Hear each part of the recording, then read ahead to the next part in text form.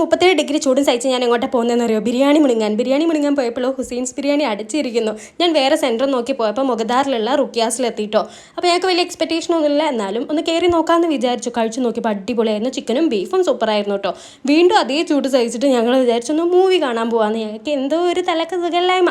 Okay, എന്തായാലും ആടുജീവിതം കാണാൻ പോയി ടിക്കറ്റ് എടുത്തപ്പോൾ കുറേ സമയം ഇനിയുണ്ട്. അപ്പോൾ വിചാരിച്ചു വീട്ടിൽ നിന്ന് ഇടാനും കുറച്ച് ഡ്രസ്സൊക്കെ എടുക്കാം. SM സ്ട്രീറ്റിൻ്റെ ഉള്ളിൽ തന്നെയല്ലേ.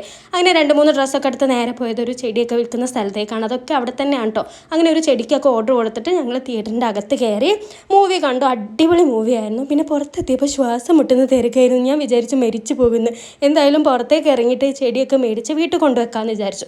അങ്ങനെ അതൊക്കെ വീട്ടിൽ കൊണ്ടുവച്ചിട്ട് വീണ്ടും ഞങ്ങൾ തെണ്ടാനി ഇറങ്ങി. വാവ്! എന്തായാലും മന്തി മനസ്സിൽ പോയിട്ട് അവനൊരു അൽഫാം മന്തി, ഞാൻ ബീഫ് മന്തി. അവൻ എൻ്റെ ബീഫ് മന്തി അടിപൊളിയായിരുന്നു, എന്തൊരു ടേസ്റ്റ് ആയിരുന്നു. അങ്ങനെ അവിടുന്ന് കോംപ്ലിമെൻ്റായി കിട്ടുന്ന ഒരു ലൈം ടീയും കുടിച്ച് ആസ്വദിച്ച് വീട്ടിൽ പോയി പിറ്റേ ദിവസത്തെ ഈ ഒരു ചെടിയുടെ കാഴ്ച